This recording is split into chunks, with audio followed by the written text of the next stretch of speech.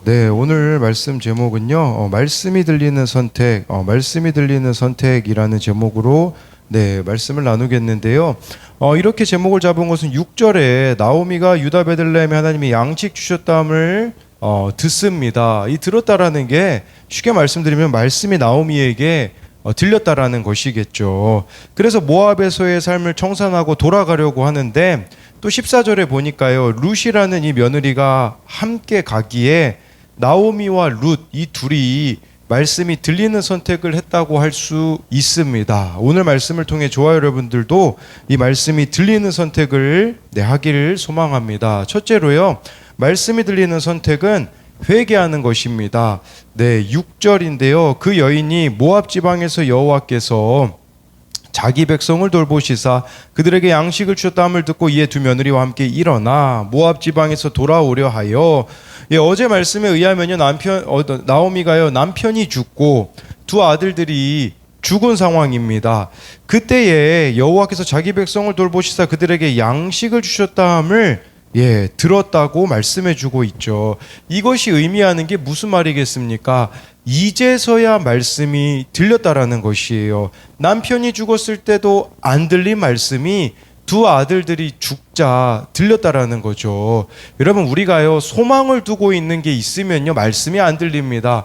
나오미는요, 두 아들들이 그녀에게는 소망이었었어요. 그러니 말씀이 들릴 리가 없는 것이죠. 모든 소망이 끊어지자 그제서야 나오미에게 말씀이 들렸다라는 것을 말씀해주고 있는 거죠. 또 그녀에게 말씀이 들렸다라는 것은요, 이미 그녀가 들어둔 말씀이 있었기 때문에 들렸다라는 것이에요. 이런 의미로 보자면, 여러분, 어린 시절에 들어둔 말씀이 있기 때문에 이후에 하나님께 돌아오는 사람들이 있는 것이 얼마나 많은지를 여러분들이 아실 겁니다. 저는요, 한편으로 청소년 사역에 있어서 눈에 보이는 결과로만 보면 실패로 보일 때가 너무나 많이 있어요. 왜냐하면 청년이 되면 교회를 많이들 떠나기 때문이죠. 근데 오늘 이 말씀을 통해서 제가 위로를 받은 것은 그들이 들어둔 말씀이 있기 때문에 언젠가는 돌아올 수 있겠구나라는 생각이 오늘 이 말씀을 통해서 보게 되어지더라고요. 여러분, 말씀이 들린다라는 건 구체적으로 무엇을 의미할까요? 두 가지를 먼저 볼 수 있는데, 첫째는요, 여호와께서 자기 백성을 돌보시사 그들에게 양식 주셨다함을 듣고 해서 찾을 수 있어요. 이런 말씀이 들린다라는 것은요, 말씀으로 내 삶이 해석되어지는 거예요. 나오미는요, 아마 이렇게 해석했을 거예요. 하나님이 자기 백성을 돌보시니 나 또한 돌보아 주실 것이다 라고 해석했던 것이죠. 여러분, 이처럼 인생은 말씀에 대한 해석에 달려 있어요. 제가 어제 수요 예배 때도 말씀을 드렸는데, 어제는 예수님께서 하신 그 가라지에 대한 부분들을 이야기하면서 내 옆에 가라지와 같은 사람과 사건이 있는 것은 내 속의 가라지를 발견하기 위함이다 라고 말씀을 드렸죠. 신기하게도 그 말씀이 저에게도 해당되어 제 속의 가라지를 보게 되어지니 다른 사람들을 향한 미운 마음들이 사라지는 것을 경험했습니다. 이처럼 말씀으로 내 삶을 해석하는 게 들리는 것이에요. 두 번째로는요, 두 며느리와 함께 일어나 모압 지방에서 돌아오려 하여, 이게 바로 말씀이 들리는 거예요. 뭡니까? 유턴하는 겁니다. 이제는 모압에서 내가 유다 땅으로 가야겠구나 돌이키는 거죠. 잘못된 길로 갔다면 바른 길로 돌아오는 것이 바로 말씀이 들리는, 즉 회개가 동반되어지는 것이, 회개가 유턴 아닙니까? 잘못된 길을 갔다면 이제는 옳은 방향으로 돌아오는 것이 되어줘야 되는 것이죠. 그래서 7절에 더 구체적으로 이게 나와 있는데요, 있던 곳에서 나오고 두 며느리도 그와 함께하여 유다 땅으로 돌아오려고 길을 가다가, 모압에서 나오고 유다 땅으로 돌아오려고 길을 갔다라는 것은 무슨 말이겠습니까? 나오미가 말씀이 들리자 바로 적용했다라는 거예요. 이런 많은 사람들이요, 말씀을 깨닫는 정도만 원하는 사람들이 있습니다. 그냥 내 마음을 감정적으로 위로해 주는 정도만을 원해요. 그런데요, 진짜 말씀이 들리는 것은요, 구체적인 적용이 동반 된다라는 것이에요. 여러분, 진정한 깨달음은 그 후에 이루어지는 적용을 통해서 확인할 수 있거든요. 근데 많은 사람들이요, 회개한 척만 합니다. 그렇지만 진정한 회개는 구체적인 적용들을 통해서 확인할 수 있습니다. 적용이 없는 회개, 유턴이 없는 회개는 회개가 아니라는 것을 아셔야 합니다. 그래서 이것에 대한 두 가지 적용 질문은요, 나에게 말씀이 들리게 된 사건은 무엇입니까? 나오미에게는 남편과 두 아들들이 죽게 된 사건이었던 거죠. 여전히 말씀이 들리지 않아 고난의 훈련을 받고 있진 않습니까? 또 한 가지는요, 말씀을 깨닫는 정도로만 만족하고 있지는 않습니까? 말씀을 통해서 구체적으로 돌이킨 경험이 나에게 있습니까? 우리가 그냥 깨달음 정도만 원하지 않느냐라는 거죠. 그렇지만 말씀이 들린다라는 것은 구체적인 돌이킴, 구체적인 적용이 있어야 된다라는 거죠. 두 번째로는요, 말씀이 들리는 선택은 붙쫓았더라입니다. 8절인데요. 나오미가 두 며느리에게 이르되 너희는 각기 너희 어머니의 집으로 돌아가라. 너희가 죽은 자들과 나를 선대한 것 같이 여호와께서 너희를 선대하시기를 원하며. 8절에요, 나오미는 두 며느리에게요, 같이 가다가 있잖아요, 선택권을 줍니다. 너희 어머니 집으로 돌아가라고 해요. 여러분, 대부분 성경은 아버지의 집이라고 하거든요. 근데 이 어머니의 집이라고 쓰인 본문이 여기까지 포함해서 한 4개 정도가 나오거든요. 창세기 24장 28절에도 나오고요, 아가 3장 4절, 아가 8장 2절에도 나오거든요. 근데 거기에 쓰인 이 어머니의 집이라는 표현들을 생각해 보면요, 이런 맥락이 있어요. 성, 결혼, 그리고 자신과 타인의 운명을 결정짓는 여성과 관련될 때 쓰이거든요. 그러니까 여기서 어머니의 집으로 돌아가라고 한 것은 나오미가 이 두 며느리들에게요, 재혼하라는 뜻이었었어요. 예, 그래서 집으로 돌아가 새롭게 재혼하라고, 결혼하라고 이렇게 나오미가 말했다라는 거죠. 나오미의 두 며느리 오르바와 루시어 8절에 보니까요, 너희가 죽은 자들은 누구겠습니까? 두 아들들, 또 나를 선대한 것 같이. 이 선대라는 단어가요, 히브리어로 보면요, 헤세드입니다. 헤세드가 뭐냐? 은혜예요, 은혜. 너희들이 나와 두 아들들에게 은혜를 베푼 것 같이 여호와께서 너희에게 은혜 베풀기를 원한다라고 이렇게 나오미가 축복을 하고 있죠. 여기서 우선 한 가지 기억해 둬야 되는 것은요, 오르바와 룻이 은혜를 베풀었다라는 거. 제가 이것을 또 14절에서 좀 자세히 설명을 드리겠습니다. 11절 12절인데요. 나오미가 이르되 내 딸들아 돌아가라. 너희가 어찌 나와 함께 가려느냐? 내 태중에 너희의 남편 될 아들들이 아직 있느냐? 내 딸들아 되돌아가라. 나는 늙었으니 남편을 두지 못할지라. 가령 내가 소망이 있다고 말한다든지 오늘 밤에 남편을 두 아들들을 낳는다 하더라도 나오미가요, 며느리들에게요, 선택권을 주잖아요. 여러분, 이 태도가 우리들에게도 있어야 돼요. 우리는 어떻습니까? 다른 사람들을 하나님께로 인도할 때 강압적인 방식을 선택하지 않습니까? 그런데요, 나오미는 인격적인 방법으로 내 딸들아라고 말하면서 선택권을 주었다라는 거죠. 여러분, 근데요, 이게요, 내가 죽어지는 선택을 하는 것이에요. 상대방을 위해서 내가 죽어지는 배려를 하는 거. 제가 이렇게 말씀드릴 수 있는 이유는요, 나오미가요, 이 두 며느리들과 함께 돌아가지 않으면요, 이것은 나오미에게는 위험한 선택이었습니다. 왜냐하면 나오미가 가지고 있는 유일한 것이 어쩌면 두 며느리에게서 나오는 노동력일 수 있거든요. 지금 나오미는 아무것도 가진 것이 없는 가난한 과부입니다. 고향에 돌아간다고 해도 그녀를 돌봐줄 사람이 있습니까? 이때 나오미의 나이를요, 한 40세 정도로 추정을 하거든요. 당시에 사람들의 평균 수명이 40세였거든요. 그러면요, 여러분, 고향에 가서 지금 죽기 직전인 나오미가 무슨 노동을 할 수 있겠습니까? 나오미가 자신만 생각했다면 어떻게 해서든지 이 두 며느리들을 데려가려고 했을 겁니다. 왜냐하면 자신의 유일한 생계 수단이었기 때문인 것이죠. 그런데 나오미는요, 그 노동력을 포기하였습니다.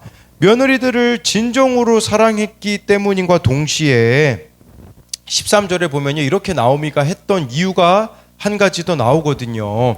너희가 어찌 그들이 자라기를 기다리겠으며 어찌 남편 없이 지내겠다고 결심하겠느냐? 내 딸들아, 그렇지 아니하니라. 여호와의 손이 나를 치셨으므로 나는 너희로 말미암아 더욱 마음이 아프도다 하매. 여기에 답이 있는 것이에요. 여호와의 손이 나를 치셨다라는 고백이 무슨 말이냐?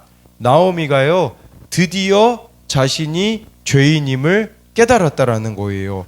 자신이 죄인임을 깨달았기 때문에 어떠한 대가를 치러서라도 다시 돌아가기만 하면 하나님이 나를 책임져 주실 것이라는 믿음이 생겼다라는 거죠.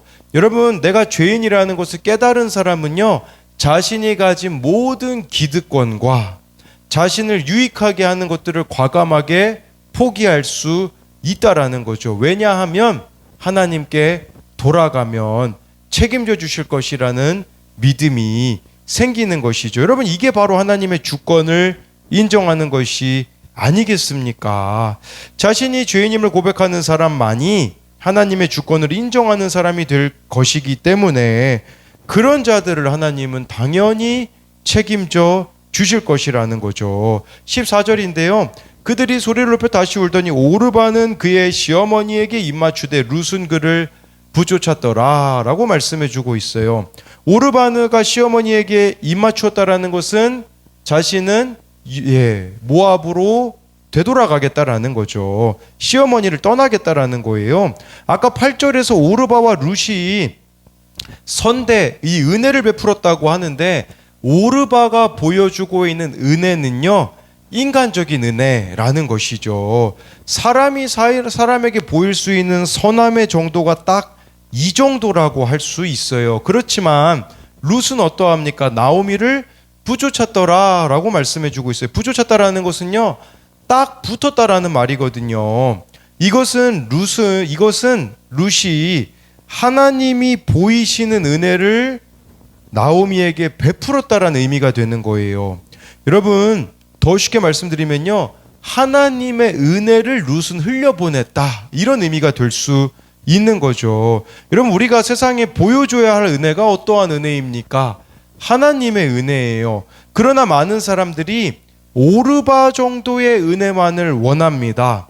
나에게 피해가 되지 않을 정도로만 누군가를 돕습니다. 나에게 도움이 될 만큼만 누군가를 돕습니다. 그러나 룻이 보이고 있는 은혜는 자신을 포기하는 은혜입니다. 이게 바로 하나님의 은혜를 세상에 보여주는 것이 아니겠습니까? 모압 여인인 그녀가 시어머니를 쫓아서 유대 땅에 간다라는 것은요, 모욕과 수치를 각오한 것이라고 할 수 있어요. 모압과 이스라엘이 좋지 않은 관계인 걸 그녀가 몰랐겠습니까? 알고 있었을 겁니다. 그렇지만 어려운 길을 가는 거죠. 좁은 길을 가는 거죠. 여러분, 하나님의 은혜를 흘려보내는 사람은요, 좁은 길을 가는 사람입니다. 이런 룻에 대해서요, 이 룻과요, 욥기에 나와 있는 세 친구와 비교한 책도 있더라고요. 제가 그걸 읽어봤는데 거기 어떤 내용이 나오냐, 욥의 친구들이 처음에는 욥이 고난당한 걸 보고 함께 울어주지만 시간이 지나면서 욥의 잘못을 지적하고 욥을 책망하고 괴롭히지 않습니까? 하지만 룻은요, 시어머니 나오미가 왜 고난을 당했는지, 어떻게 하면 해결할 수 있는지도 묻지 않아요. 룻은요, 그저 시어머니 옆에 있을 뿐입니다. 여러분, 이게 우리가 보여줘야 되는 모습이라는 거예요. 큰 재난을 만난 사람들에게 우리는 얼마나 많은 말들을 하는지 모릅니다. 심판자가 되는 경우들이 너무 많아요. 여러분, 심판자는 하나님밖에 없어요. 근데 우리는요, 너는 이것 때문에 문제여서 그랬어, 저것 때문에 문제여서 그랬어, 얼마나 많은 말들을 쏟아내는지 몰라요. 그렇지만 저와 여러분들이 하나님의 은혜를 흘려보내려면요, 룻의 태도를 본받아야 되는 거죠. 룻이 무슨 말을 합니까? 아니에요. 그냥 시어머니 옆에서 붙쫓는 이 모습을 보여주는 것이겠죠. 하나님의 은혜를 흘려보내는 자라면요, 심판자가 아니라 위로자가 되어야 합니다. 이것이 바로 저와 여러분들이 룻을 통해서 배워야 하는 은혜예요. 또 한 가지, 이 부쫓았더라를 통해서 저와 여러분들이 생각해 볼 수 있어요. 그것은 바로 저와 여러분들이 성령님과 이렇게 달라붙어 있는가, 이 부분인 것이죠. 내가 성령님과 딱 붙어 있잖아요. 어떻게 될까요? 다른 것이 끼어들 틈이 없어요. 그러니까 시험이 없습니다. 시험이 언제 우리를 찾아올까요? 저와 여러분들이 성령님과 떨어져 있는 만큼 들어오게 되어 있어요. 그러니까 성령님과 내가 딱 붙어 있잖아요. 시험 들 게 없습니다. 못 이기는 사건이 없어요. 화요일 오전마다 이제 큐티 모임을 제 아내와 저와 이제 어느 집사님하고 이제 하고 있는데요. 앞으로 이 모임을 더 활성화하면 어떨까라는 생각도 합니다. 그래서 김양재 목사님 설교 한 편을 듣고 일주일간 큐티한 내용들을 나누고 있거든요. 지난 화요일에 그 집사님께서 11월, 12월 큐티한 거를 보여주셨는데 큐티를 하지 않은 기간들을 보여주시더라고요. 그때 자신이 시험이 많이 들었고 여러 가지 사건들이 있었다고 하시더라고요. 그러면서 이야기하신 것은 내가 말씀 앞에 서지 않으니까 벌어진 일이라고 하셨습니다. 여러분, 우리가 성령님과 딱 달라붙어 있는 비결, 말씀과 기도로 깨어 있는 것이에요. 오늘은 제가 새벽 2시 반에 눈이 떠져서 얼마나 은혜로운 시간을 보냈는지 모릅니다. 더 깊은 주님과의 교제가 이루어지니 해야 될 것이 보이고 앞으로 나아가야 되는 방향이 보이고 제 마음에 천국이 임하더라고요. 여러분, 왜 문제가 커 보이고 답이 없어 보입니까? 그 이유는 내가 주님과 딱 달라붙어 있지 않기 때문이에요. 왜 남 탓을 하게 됩니까? 주님과 내가 딱 달라붙어 있지 않기 때문입니다. 청년용 큐티인 영에 보니까요, 말씀을 붙여찾더니 한 지체의 나눔이 나오는데요. 이 지체는요, 초등학생 때 어머니가 재혼하신 이후에 오랜 시간 새아버지에게 성추행을 당했다고 합니다. 이 사실이 밝혀지면 어머니가 또 이혼하실까봐 도움도 청하지 못하고 성품으로 참고 덮으려고 했다고 해요. 우연히 어머니가 아시게 되어 공동체와 가정에 이 사건이 드러나며 새아버지가 행동은 멈췄지만 청소년기 내내 시달렸던 고통은 몸과 마음에 새겨져 있었다고 합니다. 여러분, 남이라면 안 보고 살면 되잖아요. 근데 새아버지니까 매일 마주하는 게 무서운 일이었었다고 해요. 성품으로 참고 성인이 되니 과거의 아픔과 직장에서 받는 스트레스가 폭발해서 자신에게 신체화 증상과 환시와 환청이 찾아왔다고 합니다. 온몸이 아프고 여기저기에서 죽은 사람이 보이고요. 누군가 자신의 이름을 부르는 것 같아 불안과 공포가 따라다녔다고 해요. 그래서 더 이상 살기가 어려우니까요, 직장을 관두고 조용히 죽으려고 했다고 합니다. 거기 이런 고백이 나옵니다. 그러던 어느 날 저의 불안정한 모습을 본 지체들이 저의 상황을 구체적으로 물어보면서 제가 죽으려고 했다는 것을 알게 되었습니다. 룻은 그를 부쫓았더라라는 말씀처럼 죽음에 관한 묵상에서 말씀으로 돌이켜 공동체의 신방을 받고 청년부 겨울 수련회를 가게 되었습니다. 그때 생명을 해치는 낙태는 죄라는 말씀을 들으며 눈물이 났습니다. 내 생명을 내 손으로 끊으려고 한 것 또한 생명을 해치는 죄를 저지른 것이구나 하는 생각이 들었습니다. 그리고 기도회 중 앞으로 나아가 안수 기도를 받을 때 늘 저를 따라다니던 죽은 사람들이 어떠한 계단을 타고 천국으로 모두 올라가는 환상을 보여주셨습니다. 또 그날 큐티 본문은 귀신에 들려 무덤가에서 지내던 사람에게서 예수님이 귀신을 쫓으시는 본문이었습니다. 보이는 것에 약한 제 수준에 맞게 하나님이 찾아와 주신 것입니다. 공동체의 중보기도와 지체들의 사랑으로 저는 점점 환청과 환시가 줄어들고 신체화 증상도 조금씩 회복되고 있습니다.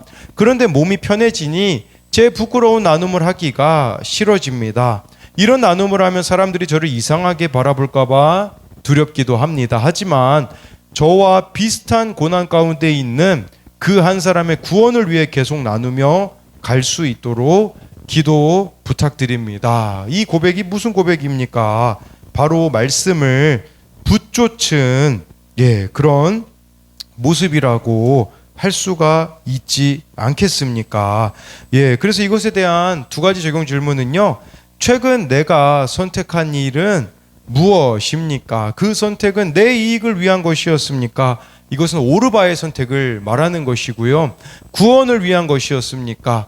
룻의 선택을 말하는 것입니다. 또 한 가지는요. 날마다 말씀 묵상과 기도로 깨어 있기에 어떠한 시험도 이겨내고 있습니까? 아니면 말씀과 기도에 잠들어 있기에 시험에 들어 있습니까? 예, 여러분, 사건과 시험을 이기는 방법은 저와 여러분들이 주님께 딱 붙어 있는 것이라는 것을 기억했으면 좋겠습니다.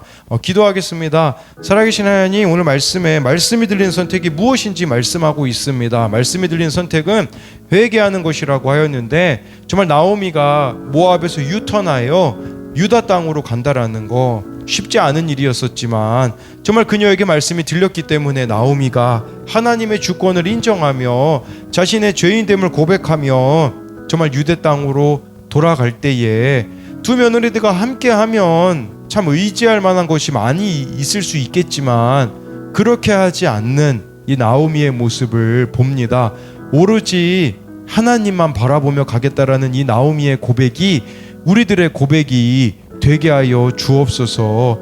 또한 이 말씀이 들리는 선택은 붙쫓는 거라고 하였는데, 정말 룻이 시어머니에게 딱 붙어 있는 거, 하나님의 은혜를 흘려보내는 그 역할을 하는 룻의 모습이 우리들에게 있기 원합니다. 나에게 손해가 된다고 할지라도 정말 그 선택을 할 수 있는, 좁은 길을 가는 선택을 할 수 있는 우리들이 되게 하여 주옵소서. 또한 우리가 주님께 날마다 딱 붙어 있어서 2025년에 어떤 사건과 시험이 나를 기다리고 있을지 모르지만, 내가 주님과 딱 붙어 있기 때문에 시험과 사건이 나를 이기지 못한다라는 것을 기억하게 하여 주사, 정말 말씀과 기도에 깨어 있게 하여 주옵소서. 감정을 따르는 게 아니라, 상황을 따르는 것이 아니라, 사람을 따르는 것이 아니라 오직 성령님만 따르는 우리들이 되게 하여 주실 것을 믿으며 살아계신 예수님 이름으로 기도드립니다. 아멘.